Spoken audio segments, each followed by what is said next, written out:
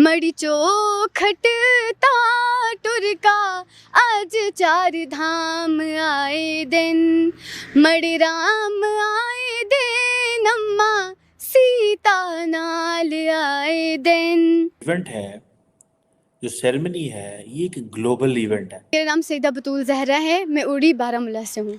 एक हिंदी भजन सुना जुबीन नौटियाल का, तो मुझे बहुत अच्छा लगा। तो उस वजह से मैंने कहा कि जब ये हिंदी में गा सकते तो मैं इसे अपनी अपनी पहाड़ी लैंग्वेज में क्यों नहीं गा सकती। तो वडोदरा से अयोध्या भेजी गई 108 फीट लंबी अगरबत्ती को आज जला दिया गया है। इस अगरबत्ती को अयोध्या के अंतर्राष्ट्रीय बस अड्डे के पास जलाया गया है। ये धूप बत्ती अगले 45 दिन तक जलेगी और रामनगरी में खुशबू फैलाएगी। Ram Mandir is not just a temple. Ram Mandir is a civilization of Bharat. Ram Mandir is a pride of Bharat. Ram Mandir is a sign of Bharat. हमारा सिविलाइजेशन, हमारी संस्कृति, हमारा संस्कार, हमारी सभ्यता, ये सब कुछ भगवान राम से जुड़ी हुई है, क्योंकि हमारे संविधान के पहले पन्ने पर चित्र ही भगवान राम जी का है। राम टेम्पल की जो इनॉग्रेशन है उसके ऊपर डिस्कशन हो रही है और वो कह रहे हैं ये ग्लोबल इवेंट में ट्रांसफॉर्म हो गया। ये एक क्रॉस कल्चरल यूनिटी है और इसका जो इम्पैक्ट है वो बैरूनी दुनिया पे हो रहा है। तो भी प्रॉब्लम और आपत्ति है स्मृति ईरानी जी के सऊदी अरबिया, मक्का मुअज्जमा और मदीना मुनव्वरा जाने से। वो हज करने ना जाएं, कोई जरूरत नहीं है जाने की। और आप लोगों को तो और भी स्टेप बैक करना चाहिए। और आप क्या स्टेप बैक करेंगे? आप सऊदी अरबिया के तो जितने जो सरकार है वो तो खुद ही हाथ पकड़ करके आप लोगों को निकाल रही है कि आप लोग भीख मांगने चले जाते हैं वहां पर। चोरी, छिनतई, मोलेस्टेशन, एक्सीडेंट, दारूखोरी, ये सारी चीजें तो आप लोग करते हैं। सारे क्राइम्स तो आप लोग करते हैं वहां जाकर के। इन्होंने कोई प्रोज एंड कॉन्स नहीं देखने होते। जज्बाती लोग हैं, जज्बाती बातों के ऊपर आ जाते हैं। इनको कोई इसराइल को गाली दे दे, अमेरिका को गाली दे दे, इंडिया को गाली दे दे, ये तालियां मारने लग जाते हैं। इनको अपनी औकात भूल जाते हैं कि किस इनकी क्या हालत है। ये ना इनकी कोई कंट्रीब्यूशन है। हाथ में इतना बड़ा कटोरा इन्होंने पकड़ा हुआ है। मोइशत जो है वेंटिलेटर के ऊपर, बल्कि आखिरी सांसें ले रही है। पॉलिटिकली कोई हाल नहीं है। जो आपका सबसे पॉपुलर लीडर है वो जेल में साड़ा रहा है। कोई जमहूरियत नाम की चीज नहीं है। लेकिन पूरी दुनिया की सरदर्दी का ठेका जो है इस्लाम का किला ये बने हुए हैं। तो कैसा फील कर रही हैं? अभी मैं बहुत अच्छा फील कर रही हूँ, थैंक्स टू इंडिया। जय हिंद दोस्तों। इस लड़की का आप लोगों ने स्टार्टिंग में देख लिया है वीडियो। ये लड़की बारामूला में कश्मीर के वहाँ की है। इन दिनों वहाँ फायरिंग होती है थी।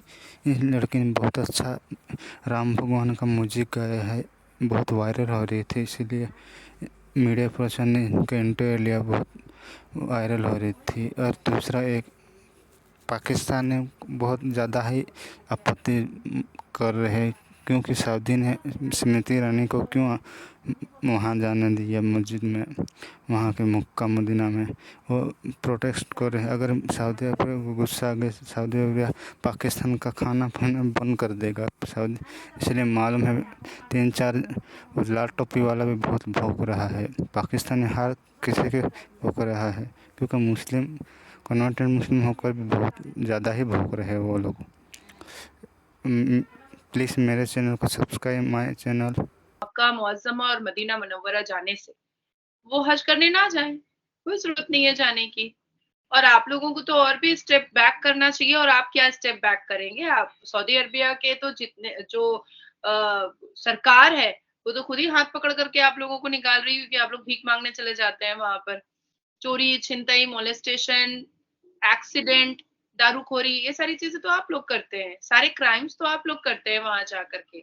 फिर भी भारत से लेकर के पूरी दुनिया के जिस भी मुसलमान को स्मृति ईरानी जी के वहां पर विजिट करने से, वहां पर जाने से, जिसको भी प्रॉब्लम है वो ना जाए हज करने के लिए। इसमें क्या है? ये तो आपकी मर्जी है हज करने के लिए जाना है कि नहीं जाना है। It's totally depend on Muslims. तो वो ना जाए। अब बात आती है कि सही बात है, साड़ी, बदन पे साड़ी, माथे पे सिंदूर, गले में मंगलसूत्र, हाथ में शाखा पौला और 2 कांच की चूड़ियां, और गणेश भगवान जी का इतना बड़ा लॉकेट पहन करके स्मृति ईरानी जी ने हमारे भारत के संस्कार और संस्कृति को बहुत खूबसूरत से दर्शाया है और दिखाया है। भाई हम भारतीय हैं, हम भारतीय नारी हैं, तो हम लंदन चले जाएं, अमेरिका चले जाएं, कहीं भी चले जाएं, हमारा लिबास क्यों चेंज होगा वहां जाने के लिए? मैं हिंदी बोलना जानती हूँ, मैं उर्दू बोलना जानती हूँ, तो अब क्या मैं लंदन जाऊंगी तो मैं हिंदी नहीं बोलूंगी? आपके साथ में बैठूंगी तो मैं बोलूंगी oh I need a cup of coffee. मैं तो ऐसे नहीं बोलूंगी ना। जो मेरे संस्कार हैं, जो मैंने बचपन से सीखा है, जो मेरी सभ्यता है, मैं उसी को फॉलो करूंगी ना। वहां जाने के बाद अब मैं किसी लॉस एंजलिस में चले जाऊंगी तो क्या मैं बिकिनी पहन करके नाचूंगी वहां पर? This is not possible. जो मेरी सभ्यता है मैं उसी हिसाब से रहूंगी। जो मेरे संस्कार मुझे सिखाए गए हैं, मेरे देश ने सिखाए हैं, मैं उसी हिसाब से जाऊंगी। अब आती है दूसरी बात कि देखिए लाल टोपी का नाम हमारे भारत में जोकर के हिसाब से लिया जाता है।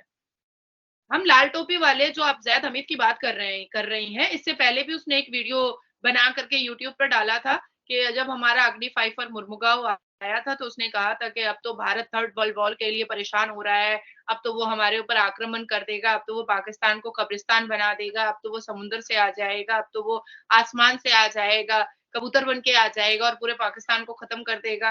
तो एक डर है उसके दिल में।